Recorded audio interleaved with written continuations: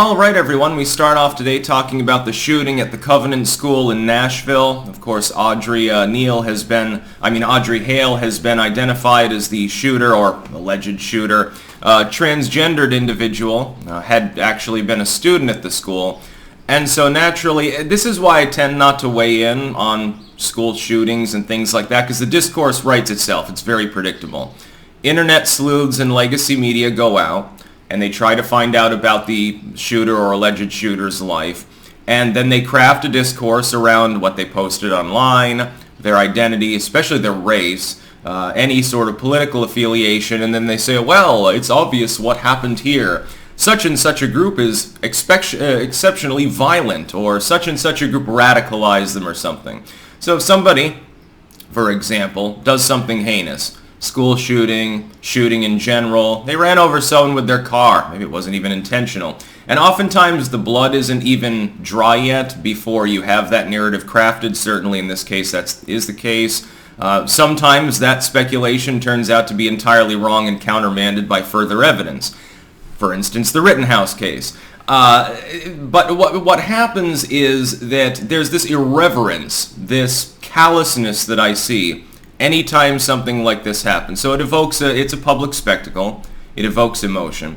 And all of a sudden, people fall into, usually political, although other groups as well, blaming one another for the actions of another. And there's usually little focus on the victims, you'll know, outside of the local community.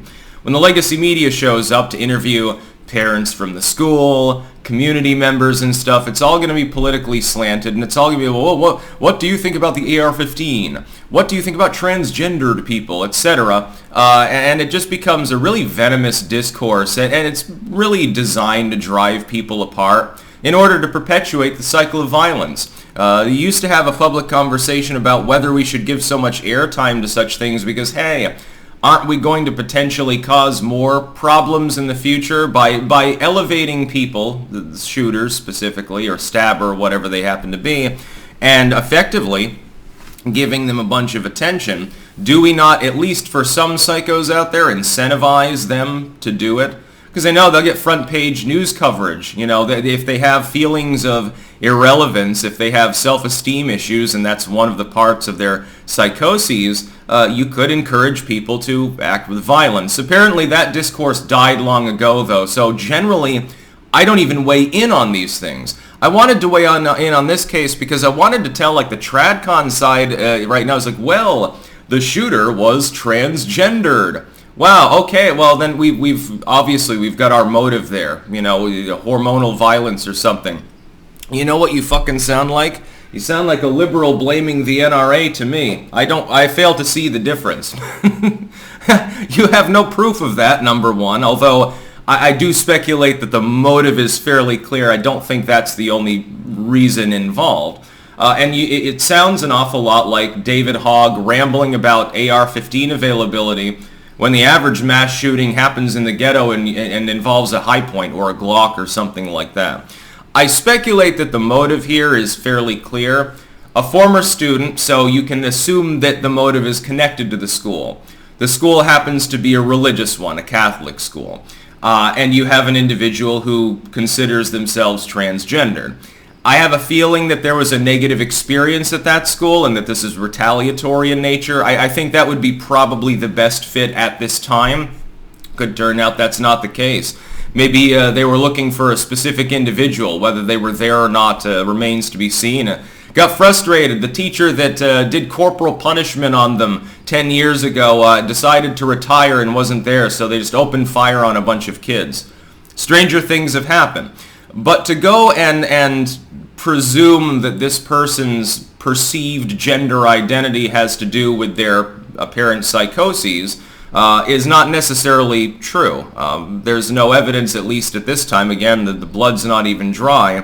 And it sounds an awful lot like liberals, anti-gunners, screeching about the National Rifle Association of FUDs every time somebody gets shot. I'm surprised that they're not going with that. Now, I'm assuming that this individual probably did not belong to the NRA. Not exactly a duck hunting jacket wearing shotgun toter, living out in the boonies snapping suspenders. you'll note that those people are notably absent from mass shooting incidents in general. They don't even believe fully in gun rights. They're called FUDs for a reason. I went out duck hunting with my grandpa a couple of times. I know all about guns. Anyway, this is why I tend not to wade into these things. I know there will be pushback, by the way, from some of my own fans. Well, clearly, Sticks, you've gone off the deep end and become a libtard again, because you're not choosing to blame testosterone injections or whatever for this particular crime. I would admit that taking a testosterone injection, especially if you take too much of it, it'd be a little bit of a problem behaviorally. Could find out that Hale was on antidepressants. That seems to be heavily connected as well with with gun violence. Could have been it could have been anything under the sun. I mean, again, what I propose is that the motive is probably understood. Religious school, former student, transgender identity.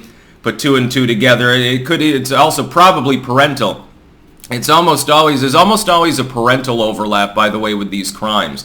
This is why I tell people, take more responsibility, be involved, build skills, spend time with your kids, homeschool if you can. Clearly, private schools don't do much better than the public school system. What happens is you have an absentee parent, a drug-addicted parent or parents, you have a blighted community with shitty parents around, and you get, school gangs that turn into street gangs. That's most of the mass shootings in the country. It's in the ghetto, and it's gang-related, often drug-related.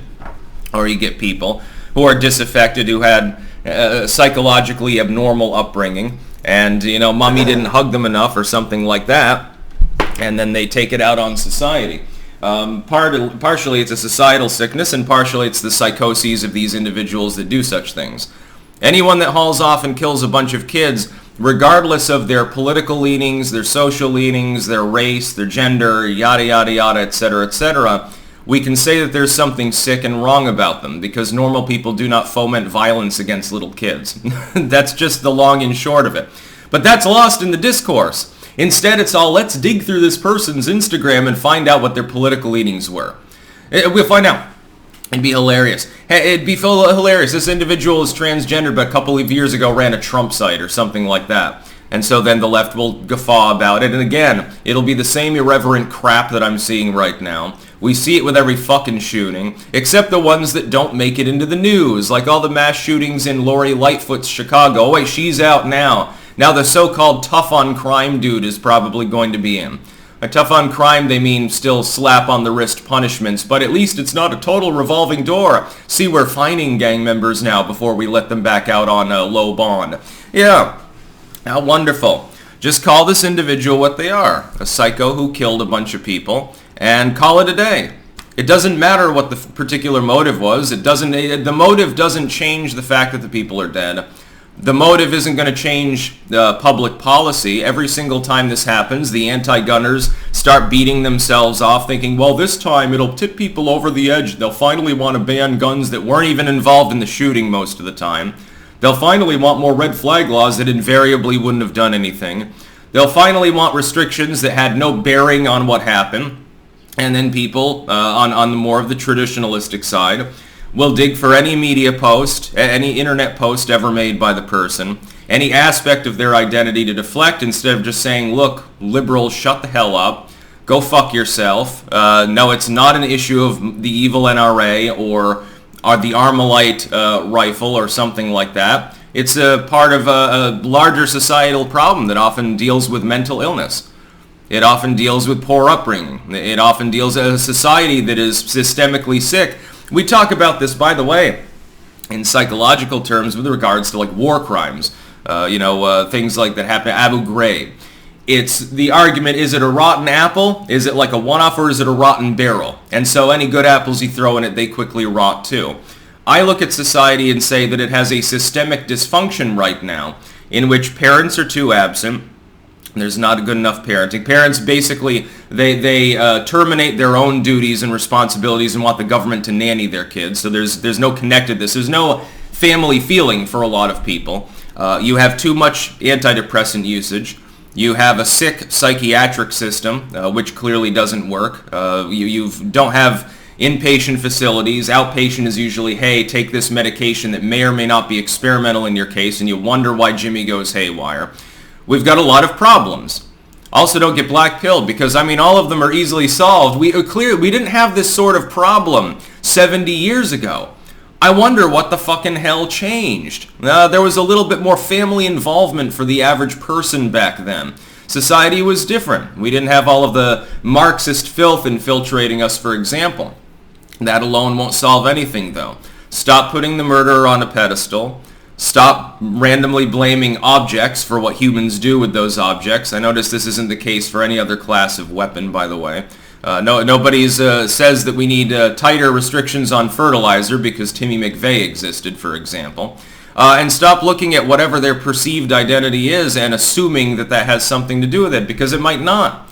Also, you might get egg on your face in the end anyway. 2 days from now, we could find out that, yeah, this person had right-wing views. They used to be a member of Atomwaffen or something like that. It's not impossible. We don't know anything further about Audreyhale, so why don't you just don't be a liberal and jump to a bunch of stupid conclusions in favor of building a narrative? Because right now the liberals are doing the usual self-strangulation thing. They're basically jelking themselves off, thinking about the shooting, which they love mass shootings because it gives them attention, in order to talk about evil firearms. Well, the firearm just got up and decided it wanted to kill kids one day, and it possessed a human vessel in order to do so. Well, that's not actually the case. That's not really how it works. That's about all. Peace out.